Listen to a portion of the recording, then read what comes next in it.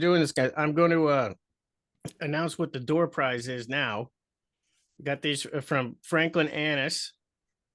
There are 5 advanced copies that he made available. He said for me and my crew, subscribers, listeners. So, Marching with Spartans. Awesome. It's not available yet. Advanced copy, and it comes with this sweet leather Essayons bookmark. Sweet. Which I love. So I'm gonna be sending this to both of you guys, and appreciate your time today. Trevor, we were off air talking a little bit about your trip to Norwich, Vermont. You stayed at an interesting place, and I said, stop. I want to do this on the air because I didn't know this was a thing, and I predict that they're going to get a lot more traffic now. Yeah. Where did you stay? So stayed at a place called the Partridge House Bed and Breakfast in Norwich, Vermont. And it's about, I don't even know if it's an eighth of a mile down from the village green, where the cadets would have trained and drilled in front of the old South Barracks. And there's a couple memorials there and a couple of, if you've never been to Norwich, Vermont, it's well worth it on your way back up to the hill for an alumni weekend or something. And you can see the memorials that are there.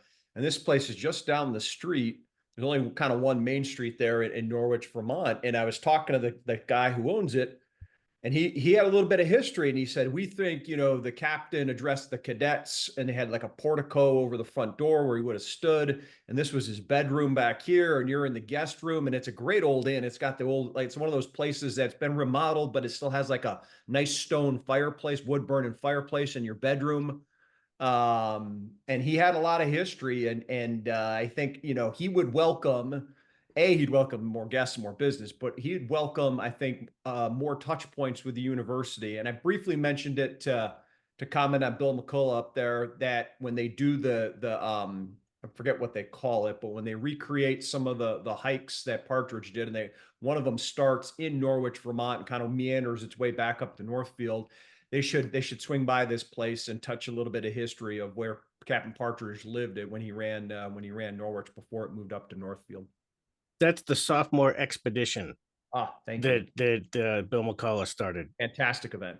It's awesome. And I think I was just up there 3 or 4 days ago, and I think he said they have 40 or 50 registered to do it this next time. And I think their capacity is 50, maybe 60 max. I'm a little off on those numbers, but not much, because you have to get mentors, like really solid mentors that can take 10 or 12, under their wing, because that can really make or break the whole thing. But he's scaling it nicely. I know it's been funded by a bunch of different folks, including Fins and Feathers. But that's one of the things that's happened the last couple of years that I'm really psyched about. He's got an awesome coin for it too. I don't have it with a picture of it with me, but a super cool coin. And there's actually a pin that the cadets get too, that's authorized for the uniform, that says they've been on that expedition. They march X number of miles every day. They make their camp. There's a reading. There's like an article they read, and then they sit around the fire. They discuss the article. It's really old school Partridge-ish. Yeah, and it's building memories. Those kids, they're going to, time. When they're our age, they're going to be talking about that. And, remember when we froze our asses off marching up to it, and those are good memories. I put the website in the notes, if you want to put it, or on the comment section here, if you want to put it in it says Partridge House, a federal style home built in 1820 by famed architect Joseph Emerson for Milton Partridge, and then subsequently sold to his cousin, Captain Alden Partridge, the founder of Norwich Military Academy, which is now Norwich University, located in Northfield, Vermont. And it gives a little bit of history on it. So anyways. Was it expensive? Everything in that area is about the same cost. It's cheaper than the Hanover Inn, which is like $450 a night or something like that, right there near Dartmouth. And I was up there speaking at an event at Dartmouth, so it was easier just to stay across the river. And I liked it because there's not a lot of hotel options, and you're a walking distance to a couple of restaurants. So I don't think it's too bad for waterfall. My sophomore expedition in Norwich, Randy, was just as grueling and physically taxing. We had a military quintet that went down to Norwich, Vermont. And played a little concert, a military concert down there, as going back to recognize and celebrate our history from that small village. But tying back to the great and gracious gift from Mr. Annis, Randy, I think there's collectively within, and I guess I'll speak for folks like us and then in the extended community about just this renewed interest in the impact that Alden Partridge has made, not just on the university, but kind of in our system of education, our approach to civilians' relationship with the military, the idea of a citizen soldier. And these things are old, but they feel kind of new. And it's not just related to the 200th anniversary, but I feel like whenever we're in the midst of these times, and I'm sure we'll get into it later, of political, social, economic strife, if you will, we tend to go back to our anchors and revisit them and try to understand how we got here from where we came. And Alden is certainly part of that journey. So it's pretty cool. And your story tied right in really well with it. And Franklin Annis, I think, has been integral to that. Absolutely. He's a great LinkedIn follow. I'll put that link down in the show notes as well for people, because he's constantly putting stuff up there about Partridge. He is the most well-read person I've ever spoken to about Partridge. And I can't even say with the exception of Gary Lord. I think he's probably on par with him, maybe even a little bit more current, just because he's younger and, has the time and energy to go find new things. But and we know a lot of smart people that have comprehensive knowledge on a lot of things, but to have the energy to document it, share it, and then continue to market it and message it, that's kind of the special thing that Mr. Annis brings. And I think it's really, really cool. So I'm excited to read the book and learn more about us and where we came from. So Donnie, your son Bubba, who graduated last year, got commissioned into the Army as an artillery officer, is in week 3 or 4 of Ranger School.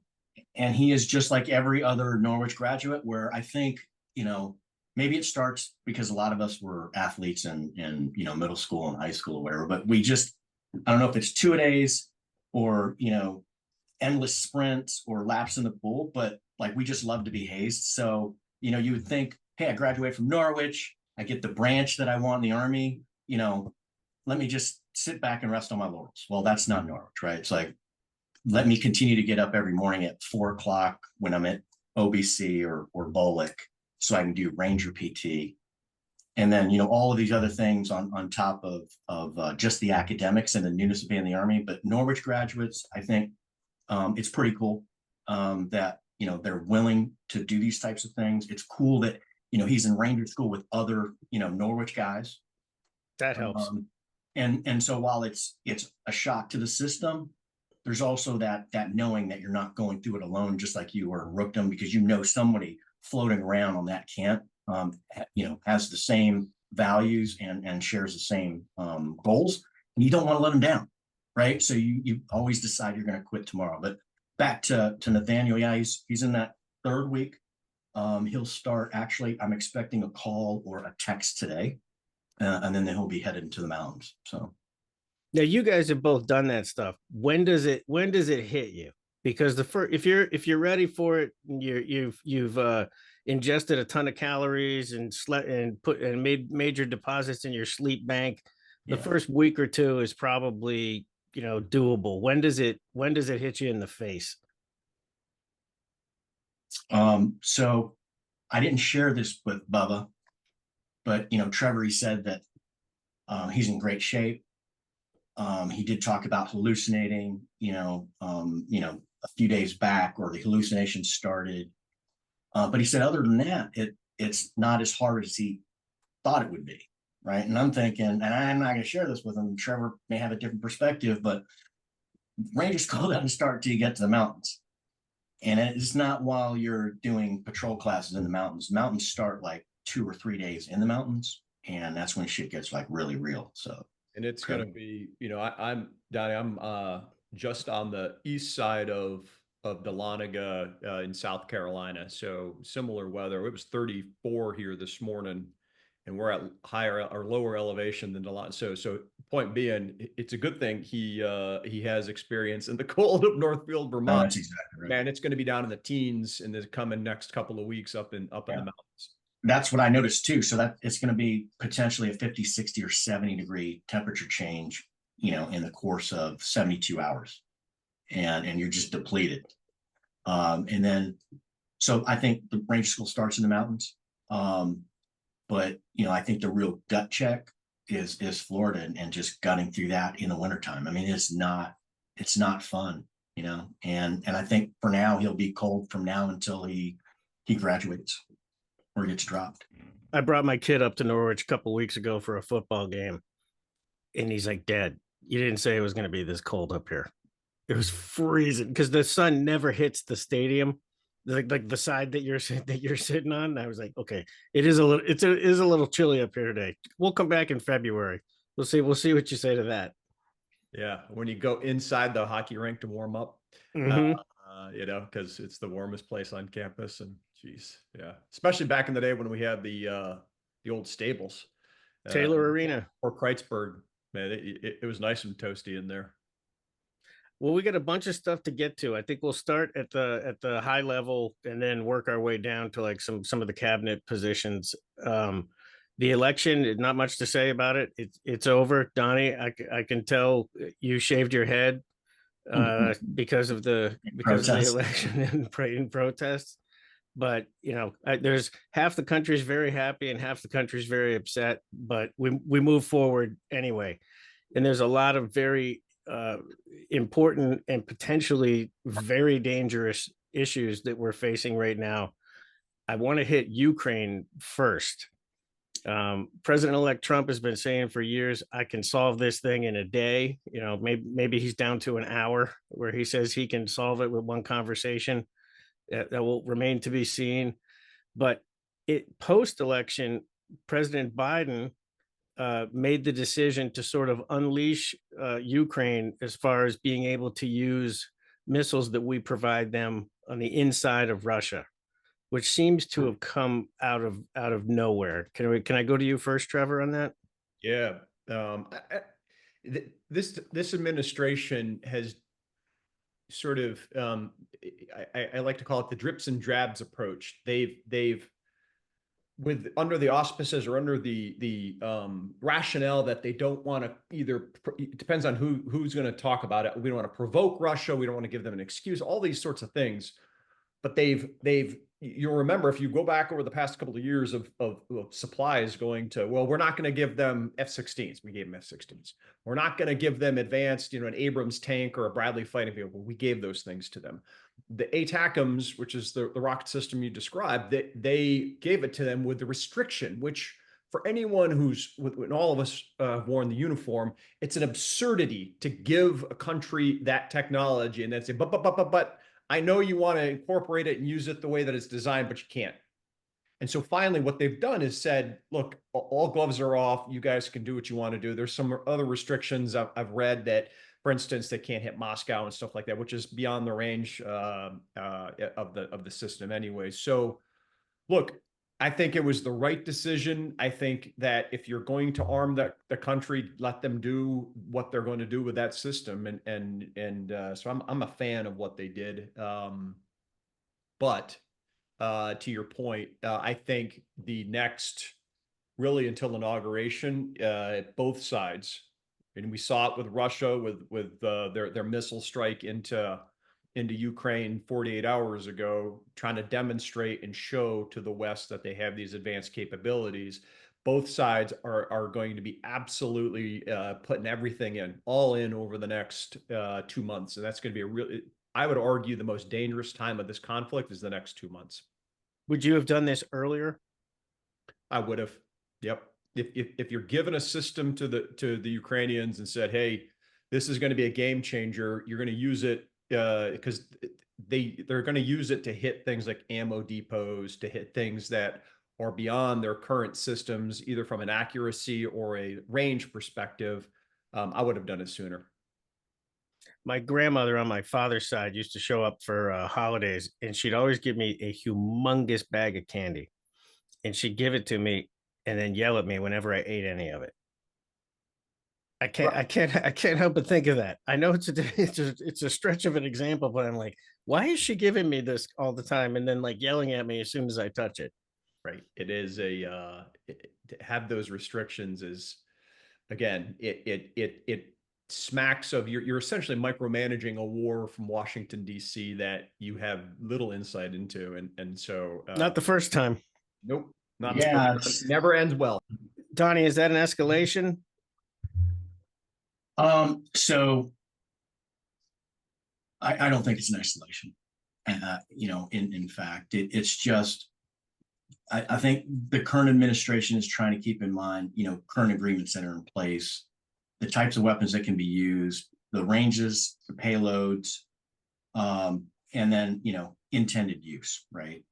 So that is one thing that bears on the use of intermediate, medium range ballistic missiles to attack Russia. Like this is a new thing, right? If you provide context, the stuff that, Russia was doing in Syria, the stuff that we were doing in Western Iraq and in Syria, like didn't then become, involve other nations because we're allowing Syria to use, long range technology to shoot at us or our allies. I'm talking about, if you use this from a different perspective. So you go even further back. What does this look like when, if we provided missile technology to the Mujahideen in the 80s? And so the history of us trying to contain these brush wars or these peer-to-peer competitive conflicts on the periphery, Ukraine is changing, the calculus. It's one thing when you see U.S. ground weapon systems being used in support of ground operations in the country that is experiencing the conflict. But this significantly changes the calculus in my mind, because we are allowing what is an incursion, now an all-out total war in the Ukraine, to spread to Russia. And does this now change the calculus if we have something going on in Central or South America or another hemisphere to allow the use or have Russia support the use of that same technology on U.S. installations or in the U.S.? That's a significant change, right? So it is now creating a new norm that other countries, in this case, adjacent to are within range and can experience the effects of it. But there's also the additional consequence of countries like North Korea and Russia that have, intercontinental ballistic missile capability. That calculus now is not a matter of 100, 1,000, or 10,000, or kilometers. We're talking about everything is within reach, and we're trying to keep everything from going on the table. Last thing I'll say is, I am certainly not happy with the restraint the current administration has used in dispensing, doling out, or this trickle of aid that we've given to the Ukrainians. But this is not new. We've literally been doing this since the first movements into the Crimea. We also knew that was going to happen before it happened, so it wasn't like we were surprised. But we've consistently hamstrung Ukraine for our own idealistic or altruistic reasons of justice and integrity and all these other bullshit things, when Ukraine was literally staring eyeball to eyeball, 2,000-pound bear, and we're willing to give them non-lethal aid for better part of 5-6 years. What kind of bullshit is that? So what we're doing today is no different than what we did 10 years ago, 3 administrations ago. So I think going forward, we need to be certainly more clear about what we will and will not allow. I mean, the fact that we're allowing North Koreans to fight for the Russians, I mean, there are a number of lines we're allowing to cross, and it may seem like we're doing the right thing, but in history and in context, it's just series of appeasements and allowing Putin to do exactly what he wants to do.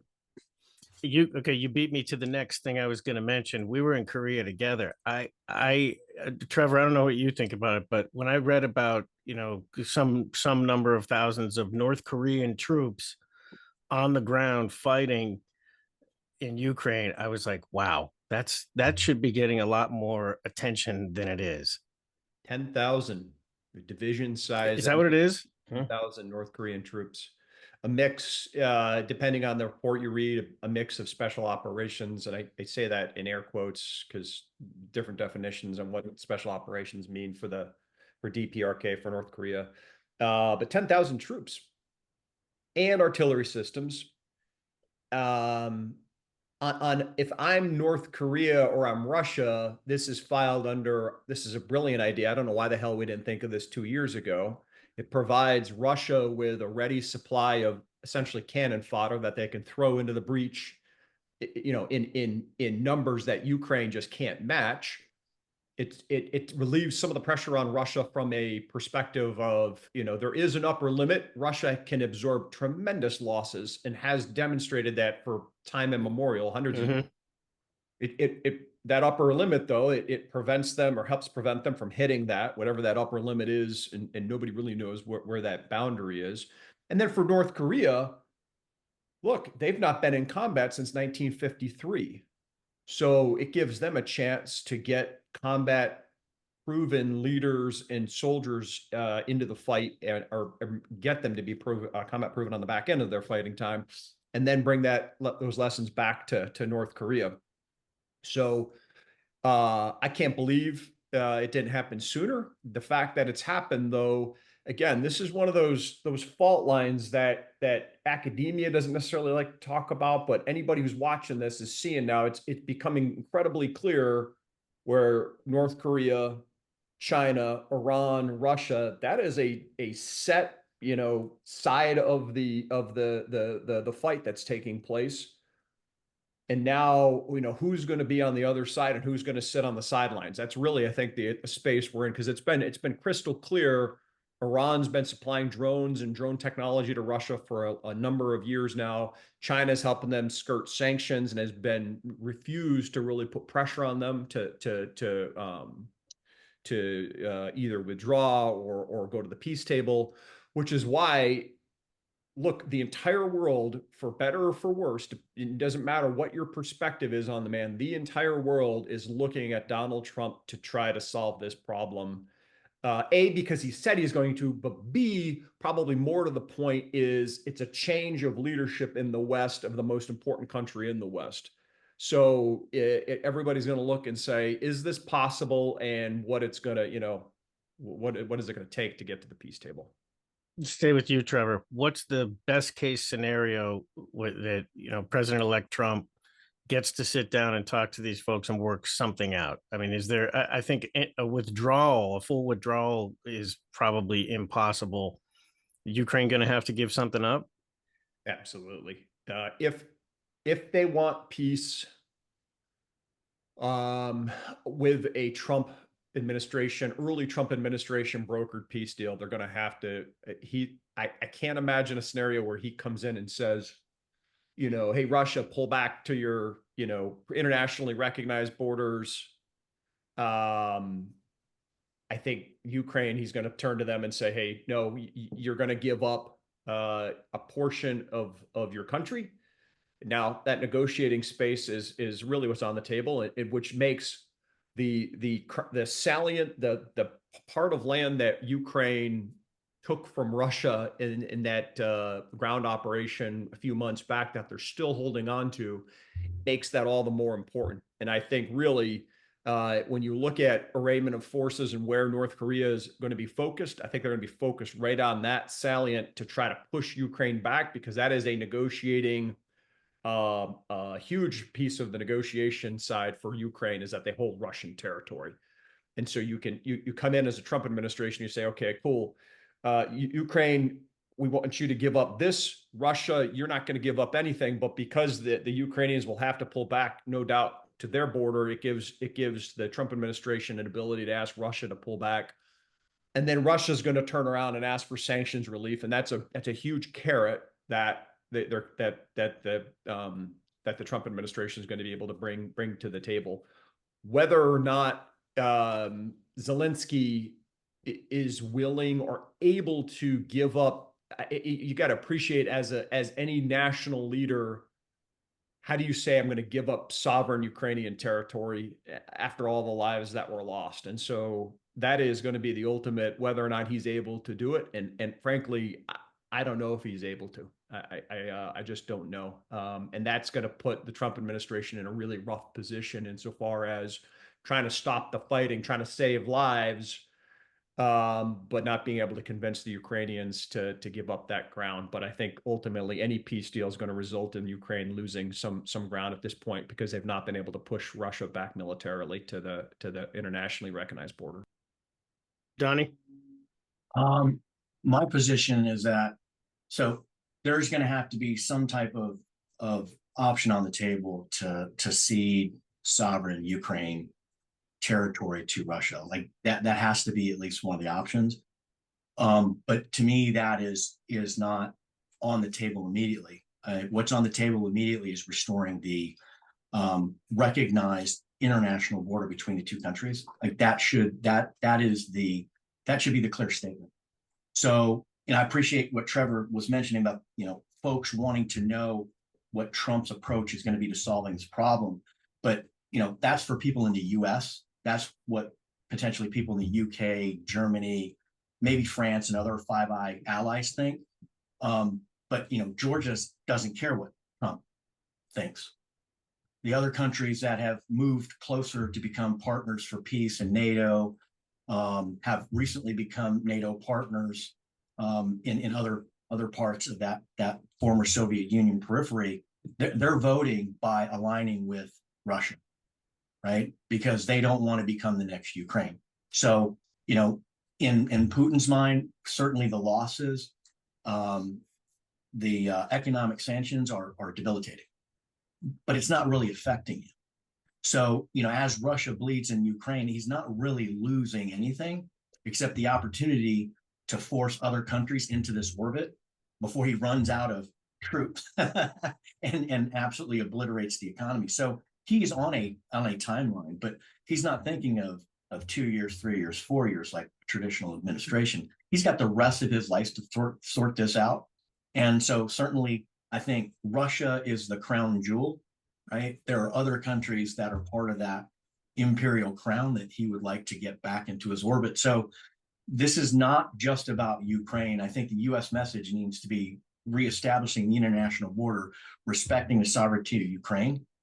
And then let's start having that conversation from there, because again, the message needs to be clear to everybody on the periphery that the U.S. does not leave its allies. And if we do make that equivocation, that certainly then sends a message to NATO and our other European global allies. So it's kind of my take on it. Yeah, it's a good point, Randy. I was just going to say, reading a piece this morning, a pro-Russia party looks to have won the election in Georgia, which means they're going to pull them further. For a long time, they've been pulling sort of kind of slowly trying to, but they're in a rough neighborhood. Yeah. But, Georgia's a great example. And this is what we see everywhere. And it started certainly, in the Crimea before any troop movements. And remember, these aren't uniformed forces that are creating problems in these countries, right? And little green men. Yeah, and I think that anything short of an international border or reestablishing that international border in Ukraine creates a condition where now Ukrainians who were fighting a full-scale war, conventional war, in all of its brutality, now have the capability of just being insurgents or launching incursions into this newly ceded territory. And to me, that creates long-term stability issues in Ukraine and in Russia, because they'll be doing it simultaneously. Russians will be continuing to try to destabilize the newly restructured and new boundaries of Ukraine. And Ukraine is not going to let the Crimean and the Russian new holdings alone, because, essentially what we did in Korea, we have split and created this physical barrier between, ethnicities that span across that. We saw that in Germany as well. Those things don't work out very well in the long run, because things become asymmetric, less controllable, and my concern is the spread of that type of not full-scale war, but these brush fires and insurgencies, if you will, that could potentially take root along the periphery. I think, to me, are something to be concerned with. You mentioned asymmetric. That's a good segue into the next thing here. Trevor, you were on, I think probably a year ago, and we were talking. I was like, what keeps you up at night? And you talked about the domestic terror threat, not just from domestic organizations, but from international terror groups within the United States. And it renewed my anxiety for for that. And since then, that's what I've been sort of like on pins and needles waiting for, is that we've been distracted by other things, and we've forgotten the 15 years of intense, everything was about terrorism attacks in the United States. And I don't know, I my spider sense is tingling. Do you still have the same concerns with that? I absolutely do. And if anything, it's increased because there was a time when you looked through the lens and you said, look, we're worried about an Al-Qaeda, ISIS type cell inside of America that could do something. I mean, hell, just today, FBI announced they arrested a guy who's trying to blow up Wall Street. Yeah, I read that this morning. Yep. So that part's there, but I think it is worse now for the homeland writ large because a couple things. From a non-kinetic perspective, obviously China, Russia, all over our networks. China, most recently, it's been out in the media. They hacked into the major phone systems and have been listening to everybody's calls, and that's a type of, I mean, it's espionage, but it could also be used for sabotage, right? And so there's state actors involved now, including Iran as well in that mix, that before you were concerned with, but not as concerned as I think we need to be now. And Russia's lead in there too. There was probably a month ago now, there was reports they were trying to put explosives on cargo planes flying to Western countries, right? So this has to be taken into the calculus to not to go back to the previous topic, but the two are tied together.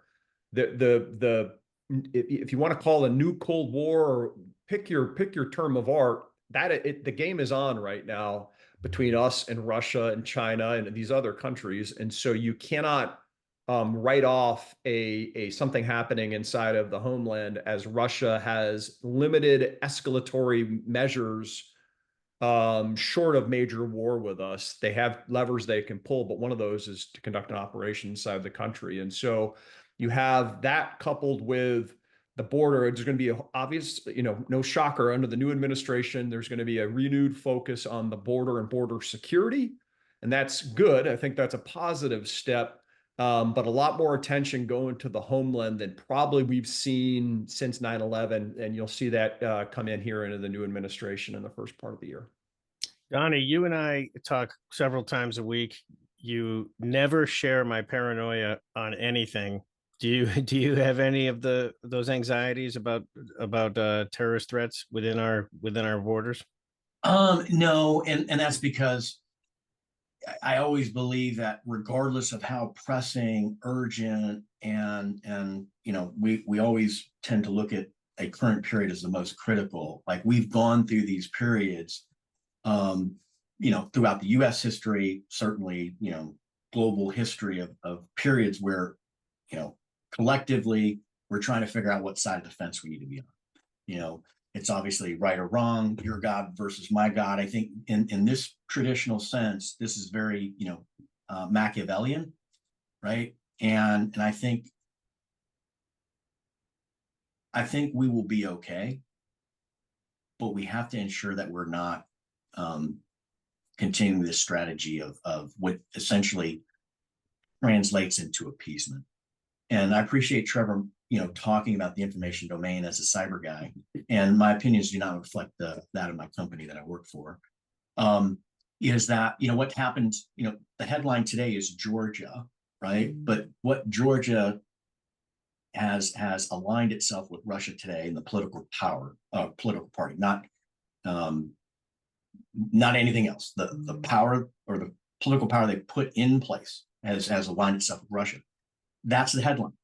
The point I'm trying to make is today is a result of more than a decade of disinformation in the information environment in Georgia, right? So it starts with misinformation. It starts with messaging.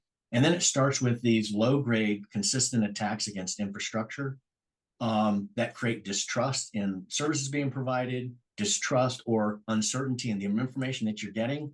And so these things don't happen because of one thing. This has been a concerted Russian effort to influence Georgia and its population for a significant period of time. And they will continue to use it in countries like Georgia and in others as well. So what in effect is the headline of a missile dropping, in Russia, or a missile, what they call ICBM, hitting somewhere in Ukraine. That's the headline, but it's really the culmination of a cumulative effort by the Russians to create these conditions where they can exert their influence. And now it's in its kinetic form with no gloves. And that's the scarier part for me. Yeah, and Don makes a good point on the kinetic side. It's increasingly being used as one of the tools for that to influence. It's an influence operation, a kinetic. I don't know if you guys saw it, and I wouldn't have thought this. I've paid attention to the Middle East for a long time, and the Houthis in Yemen, working with the Russians to target ships in the Red Sea. I mean, that I did not have that on my bingo card, but that's another place where Russia sees an inability to impact us, to impact the West, to make us call into question the things that we're doing in that region. And they're all in. They have to be, because they view, from a Russian perspective and from a China perspective, they view the West as always out to get them, always trying to crush their way of life. And so the old, I think we talked about this last time, Randy, the old KGB playbook, if it was ever accumulated a little bit of dust, that sucker's been dusted off and is right back in operation full force. Yeah, and I think the cautionary tale for U.S. and its foreign policy is that, who would argue with America first? Well, I certainly wouldn't, but we can't do this alone. And I guess the point I'm trying to make in terms of that cautionary tale is that there are no power vacuums in the world, and the U.S. often feels like if we're not there, there's no issues. Well, that's not necessarily true. I mean, Africa as a continent is something we should seriously relook. The relationships that we, in this case, just allowed to atrophy. In some cases, we walked away. In others, we just never made that investment. We're seeing the same thing in Central South America, where we haven't clearly telegraphed our position and what we will and will not allow. There are Russians there. There are Chinese there, right? So just because we opt out because we want to focus on us, somebody's going to fill that void. And that narrative will largely be anti-Western, and certainly is going to be anti-U.S. if we don't have a seat at the table or bring them to our table to have these discussions. So I'm certainly concerned with what's happening in Asia, but what we're not seeing, what's not in front of us, and Trevor makes a great point, is what's happening in these areas that aren't just as sexy. I'll be honest with you, Africa and other economies that are resource economies that countries like China and Russia and the Western economic powers are essentially competing for, right? And so how do you balance that? Yeah, you can quit the Middle East, but the Middle East doesn't quit you, kind of thing. Right. Yeah, exactly. Right. I think the challenge for this administration, Randy and Don, is you ran on I didn't start a war. My first administration, and I'm the first president in years to do it. And those are all very real, very tangible points. I think we have a chance to rebalance. My personal take is we over-militarized our foreign policy over the past 20, 30 years. I think there's a chance to bring that back and bring to the front politics, State Department, economic, like there's a bunch of other things in our toolkit. For years, we've gone to the military as that easy button, if you will. And I think there's a chance to rebalance that. I'm not saying we don't play offense. You have to play offense. You have to go where the bad guys are. in the instance of the counterterrorism mission, stuff like that. But there's a whole bunch of stuff that Don was talking about, a whole bunch of regions of the world that aren't well suited to a military component. It might be better to an intelligence or a diplomatic or a economic presence as opposed to the military. You know, it's globally speaking, my fears aren't as, or I'm less worried about how the next administration handles things than I am about what happens in the interim. Is we've got, 3 months, and we've got a lame duck president. There's lots of dissent within the Democratic Party. There's a lot of things, who's actually making these decisions, and that instability or cloudiness. I think bad guys see that. So I worry about what happens between now and January 20th more than I worry about what happens post January 20th. I don't know if that makes sense. Let's bump down to let's do some fun stuff now. So we've got some cabinet appointees over the past few weeks coming out of the barrel faster than I have ever seen. I mean, I think it was just a number of days after the election before President-elect Trump started announcing, okay, these are going to be my people. I have already scratched Matthew Gaetz off of the list. There's no need to talk about him since he's no longer in the running for AG. He's been replaced by Bondi, who is certainly, I don't think anybody would argue, more qualified. Still probably going to have somewhat of a battle, as most do. But I've got 3 cabinet positions I think we should talk about, and we'll begin. And Trevor, I'm going to toss it to you because it's the Director of National Intelligence. That's your wheelhouse, Tulsi Gabbard. Yeah. So first on the point, Randy, of filling or making announcements faster, what you're seeing is lessons learned from the first administration. There was not as high a degree of confidence that they would win that first election as there was this election. So put them in much more of a if you picture, a track metaphor, they're in the starting blocks this time with an anticipation that they were going to win the election.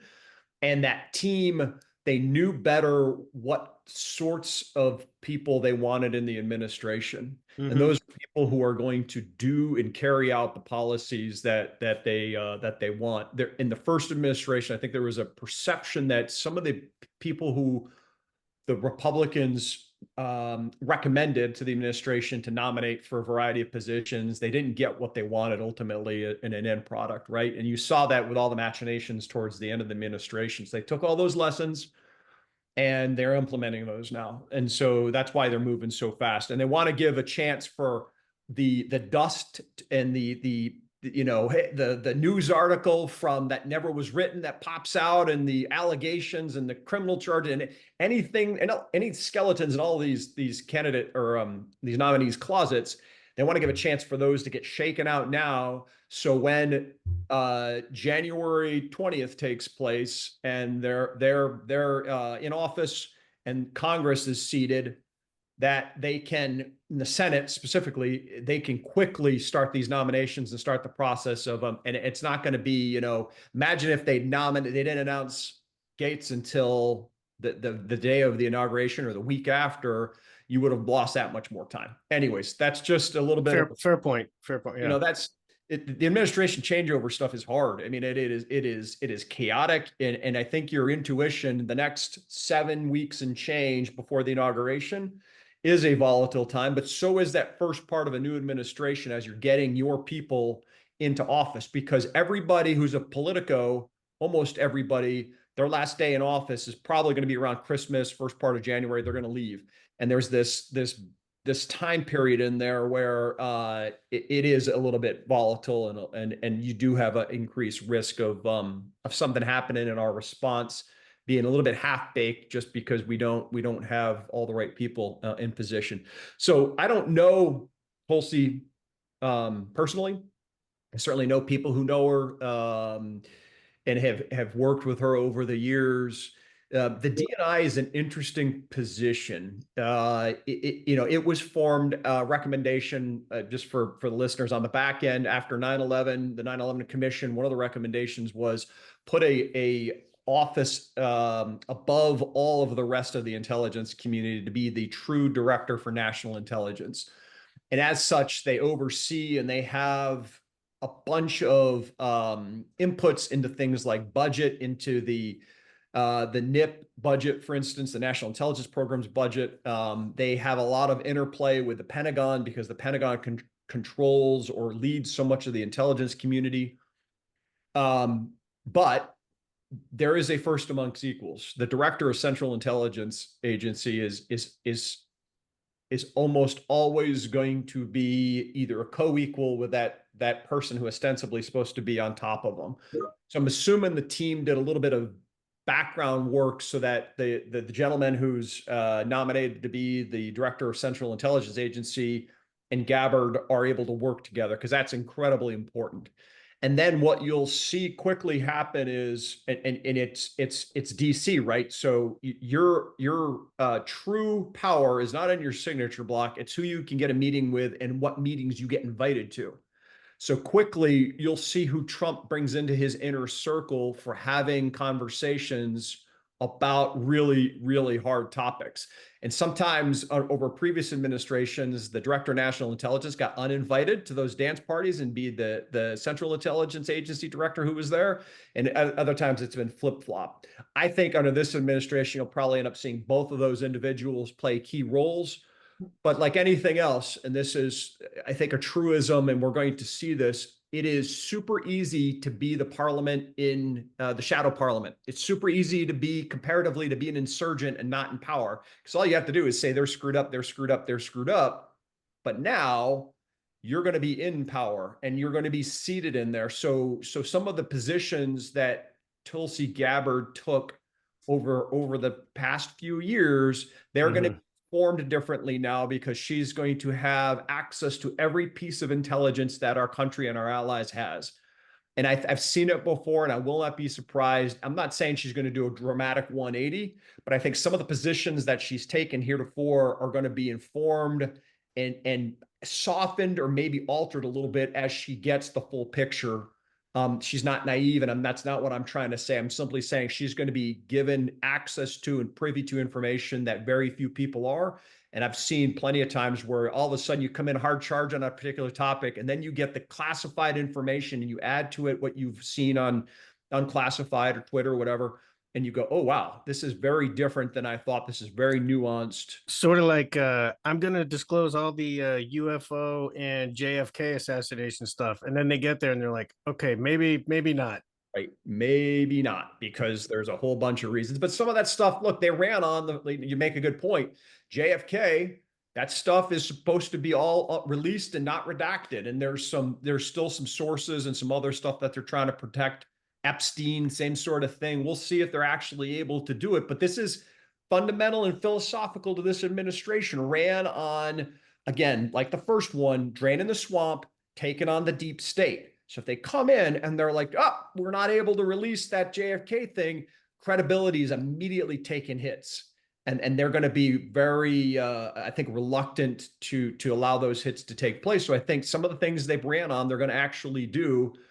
But Tulsi, my hope for her, and I'll tie a bow on it right here, Randy, I hope she gets in.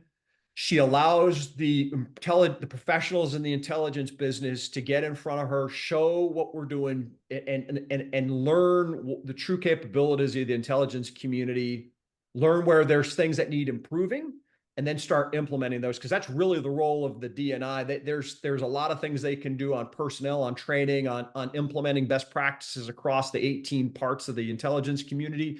And I hope she really digs her hands in and is able to do some of that and make us better at the end of the day. Donnie, Tulsi Gabbard. So, what are my thoughts? So I'm taking a pretty pragmatic approach to this, right? So it's kind of the way I look at the NFL Combine and then the NFL Draft, right? So you have the Combine, which is their stats on paper, and then you have the Draft, which is perception of value, right? But we'll see the juxtaposition or the result of this when they're actually on the field.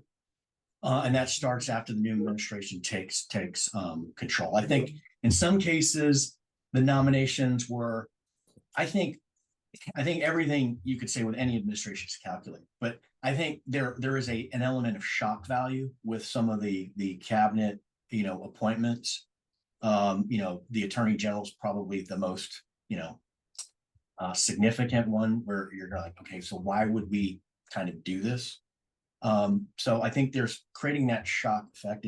It's adding to this, what the current president feels is his mandate to shake it up, including with this, potentially standing up another agency with government oversight, to help the government, become more efficient. So it's all rhetoric at the end of the day, right? So this becomes more real when the new administration takes power.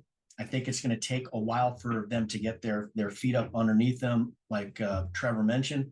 I hope we don't have the same repeat that we did, a number of years ago, where nominations were being stalled as a result of congressional meddling or Senate malingering, if you will.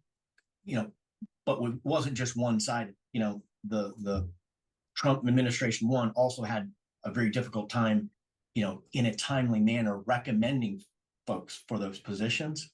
And it's not always the primary. The deputies are equally as important. And then there's assistants to the deputies that are also appointment, that also need to be, quickly put into position, because while you have that principle, I mean, the people that are doing the work are in some cases also political appointees, but they're maybe 2 or 3 levels down the organization. So if they can move more quickly this time than they did last time, they'll be in better position. But I think the most pressing overarching thing, regardless of who he puts into these cabinet positions, is how long does the relationship last before it becomes acrimonious, right? And I'm talking about the personal relationship between the president and the cabinet, or that principle that's supposed to be part of his inner circle. And Trevor makes a great point.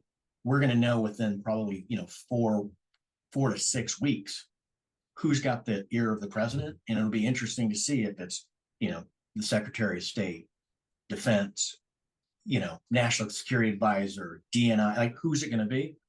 It's just a matter of time, because there really hasn't been a comfortable, consistent inner circle with President Trump, as you've seen in other administrations. Even if that administration has had several secretaries, in that position, but the relative stability that you see in other administrations doesn't feel like kind of the Trump way of doing business. That's a fair point too, because there's a high percentage of relationships in the first Trump administration that went sour. So it's like time will tell. And I would say, I think the same thing when it comes to him and Elon.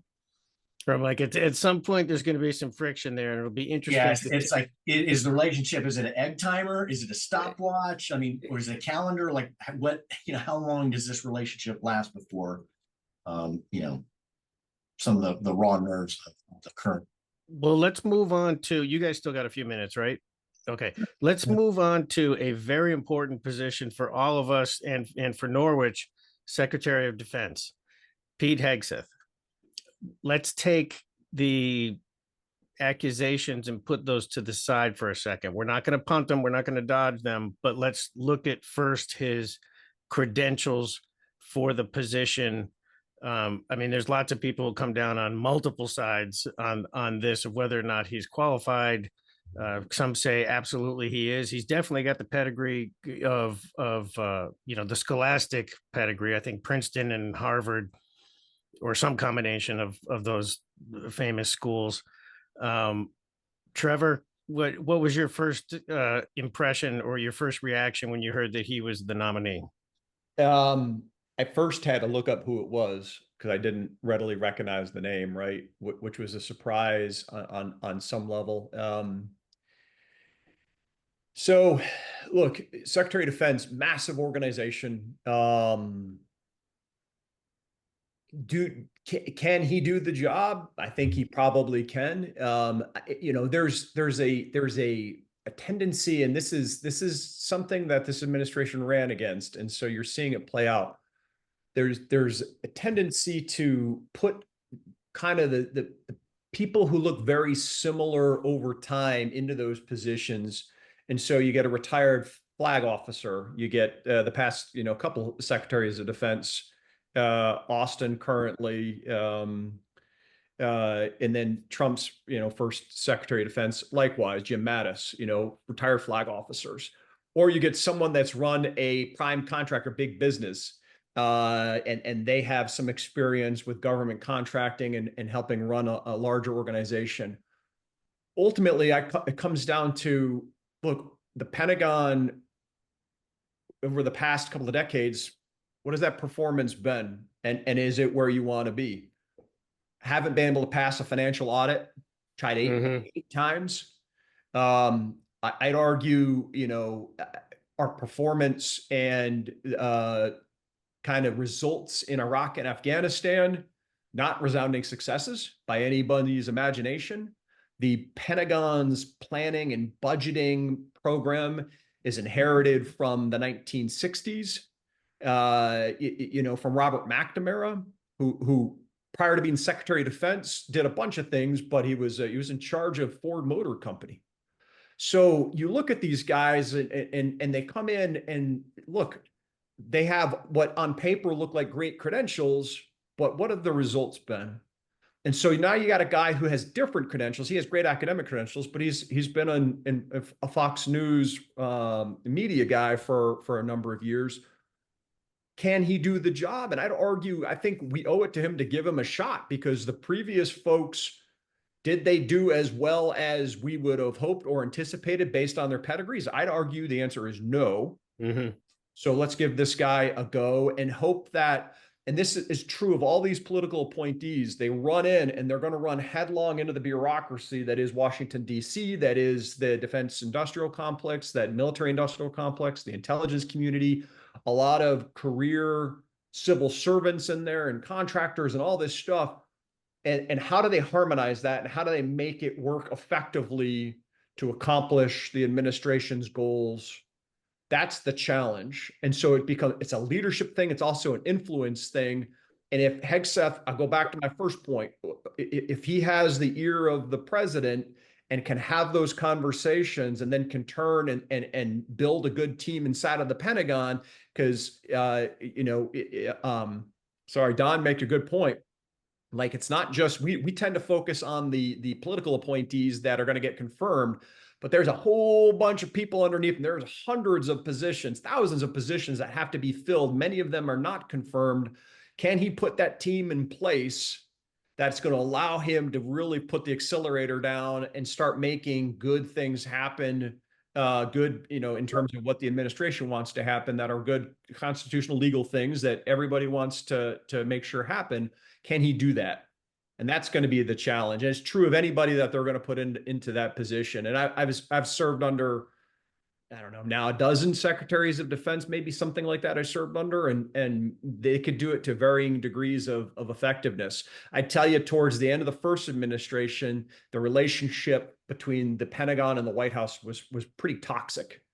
That's why you saw acting Secretary Chris Miller get put in there. You saw a lot of changes there towards the end.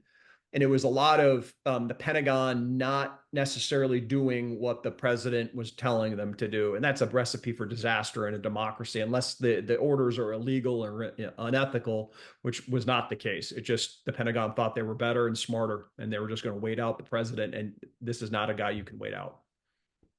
Donnie, what was your initial impression? I look at it, I'm like, I don't think the Secretary of Defense necessarily has to have military experience. I think it helps greatly.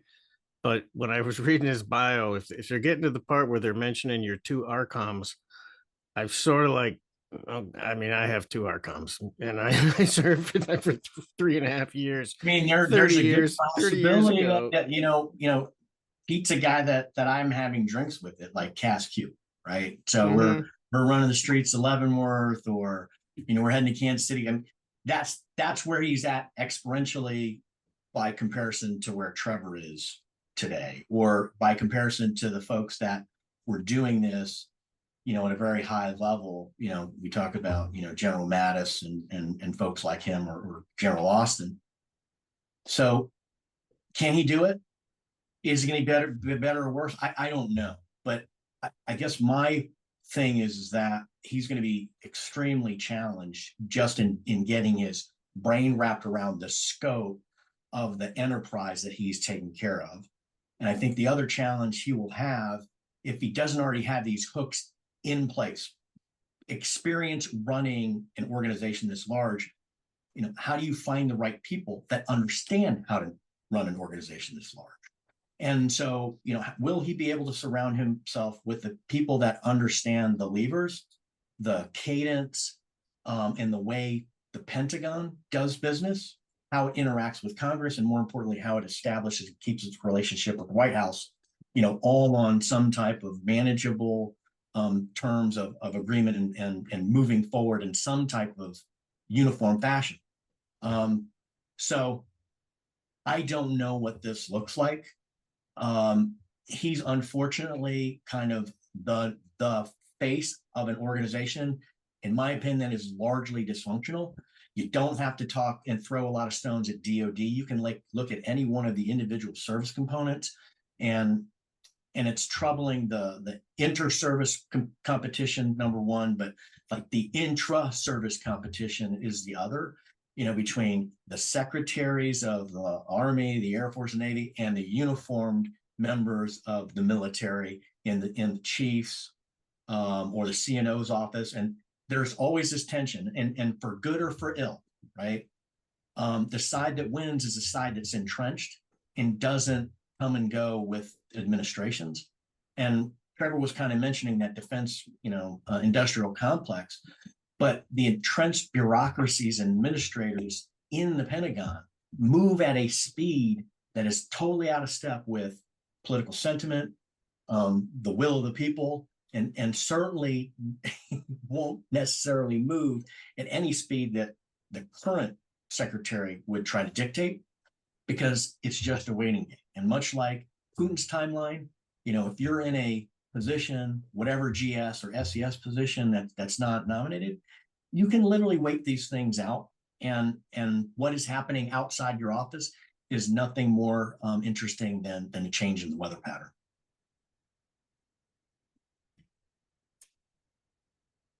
He's got some accusations out there, and we don't have to get into specifics of it.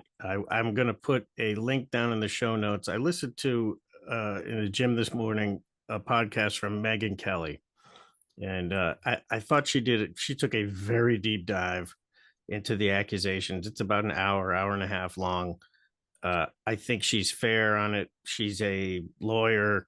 It's messy and it's ugly, and it's hard to listen to, let alone talk about. But the DOD and our military in general has been struggling with the issue of sexual assault for quite some time. I don't know that even just having an accusation against you is going to fly with a lot of people. So I would ask you each to comment to the extent that you want to on that one.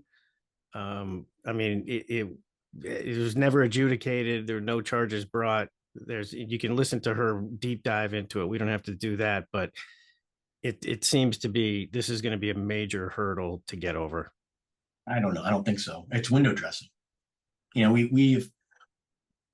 I think American voters have clearly indicated that that's not necessarily a barred entry. And what we're talking about in this case, these are political appointments, right? And so, what is the rule? Show me where he can't be nominated and serve as or in this position because of an accusation. So that is grasping, and that's a hope that we would, side, be on the side of victims and what they've gone through. But in this case, I don't think it has really any bearing.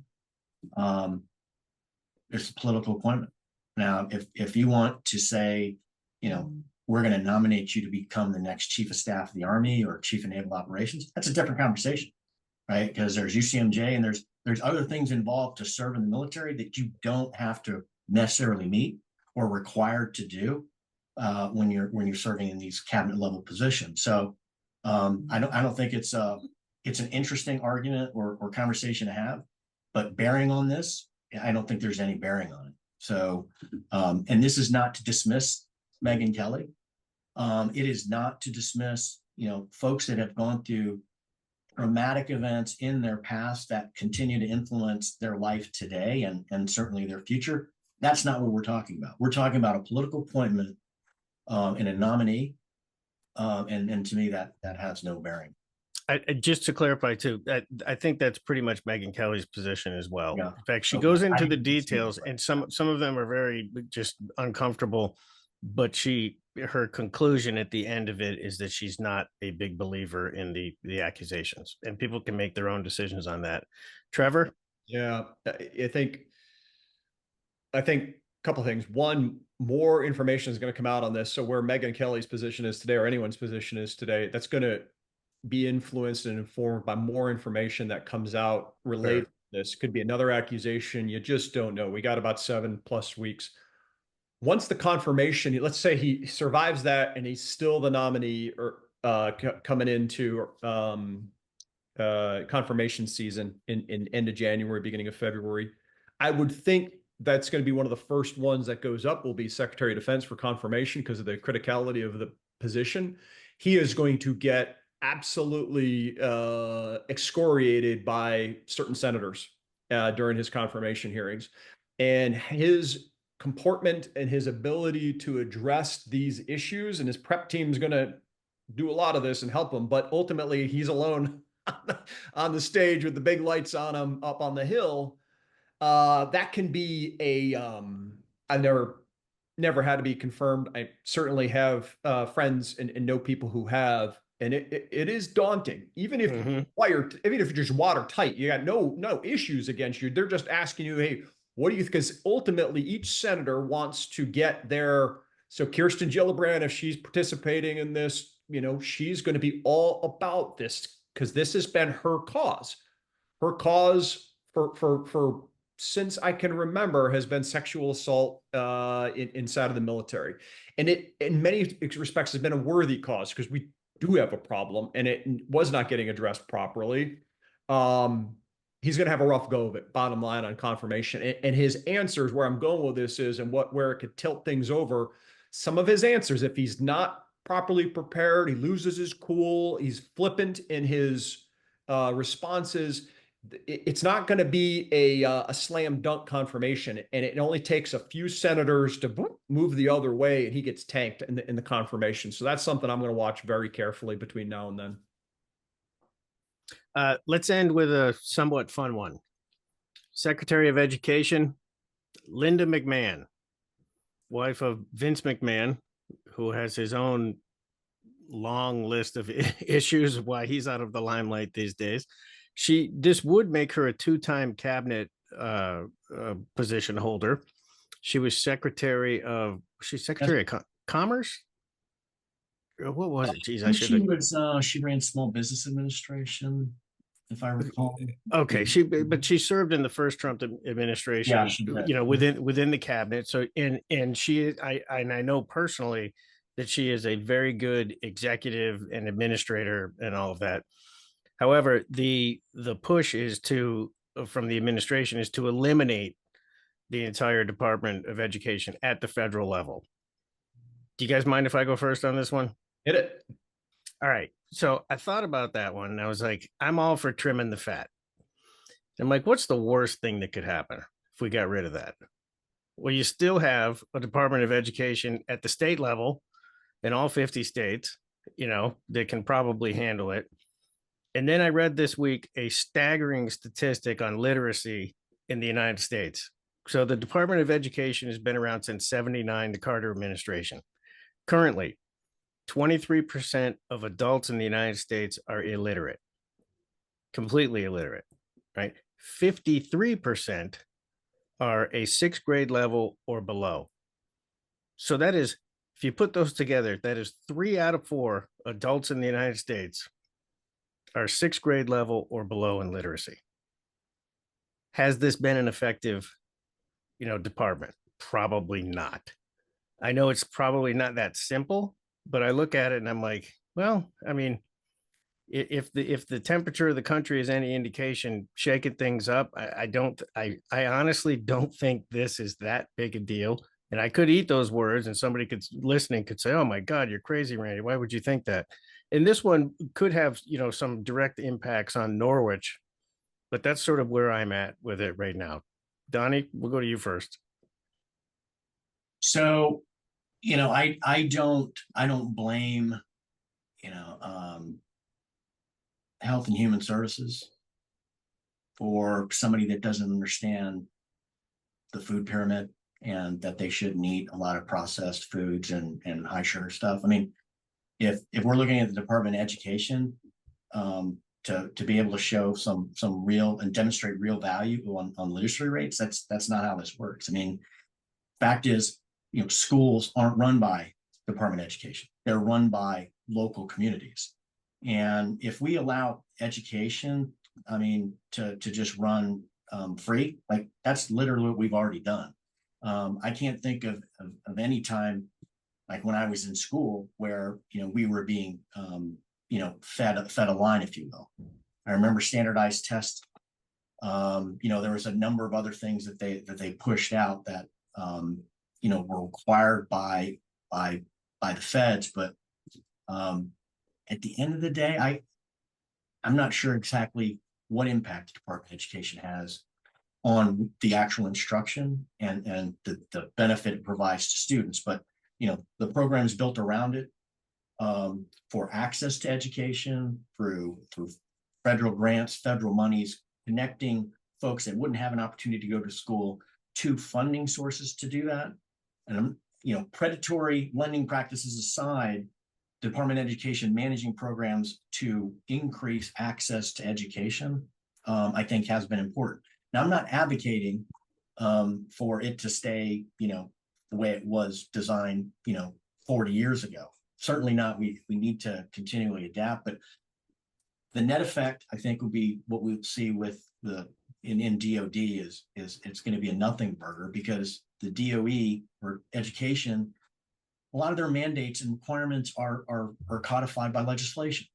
And so there's very little that, a cabinet member can do unless they're trying to execute through some executive order or policy to change a lot of the regulatory requirements Department of Education has to abide by. So what's the net effect? I don't know, but people not being able to read in some states is less a Department of Education issue and more about, charter schools, magnet schools, and the ability for people to opt out of their community school because of the lack of investment in education infrastructure at the local level, and then the quality and the wages associated with the folks that are supposed to be teaching the next generation, how to read.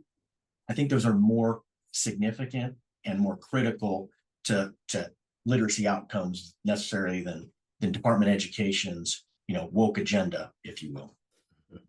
Trevor, take it home. Yeah.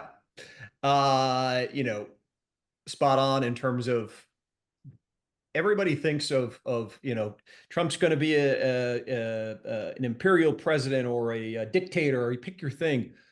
At the end of the day, and this kind of, I think, shocked the first Trump administration, the presidency is not uber powerful, just isn't. So he can't eliminate the Department of Education with a stroke of a pen. Don's point well taken. You need legislation.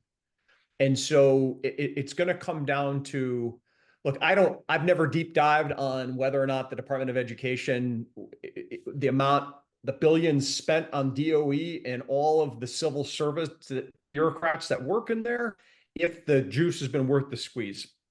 One statistic, Randy, you bring up certainly says it isn't, but I don't know. Like, I've never deep dived it enough to know. So I don't want to weigh in on that.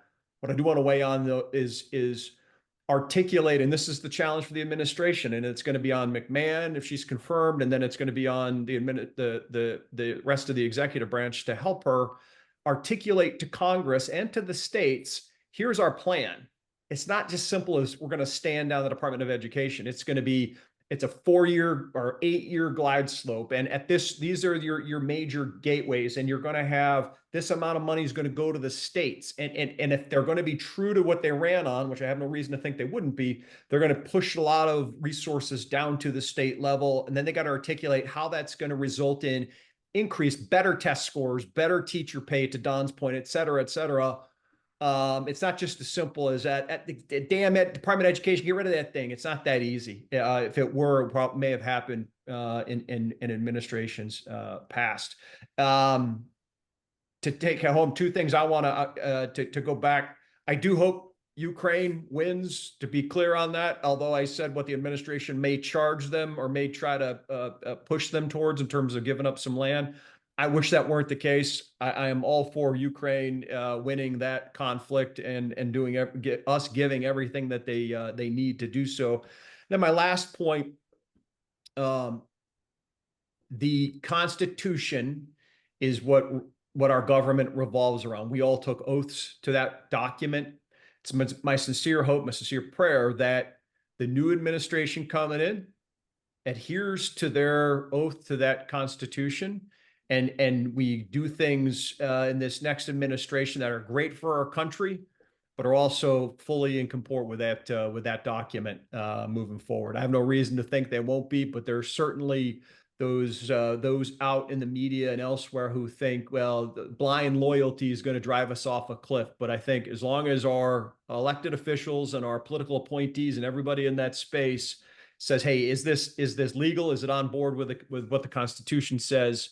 We're going to be in a good spot. And I think some good things can happen for this country. Perfect. Gentlemen, I kept you longer than I asked for. Your leather Essayons bookmark and your advance copy of Franklin Annis's book about Alden Partridge marching with the Spartans will be on the way. Awesome. I'm very excited. Thank you for doing this. Enjoy the rest Thanks, of the man. day. Have a great weekend, guys. Happy Thanksgiving, guys. Yeah, You too. see ya. That sounds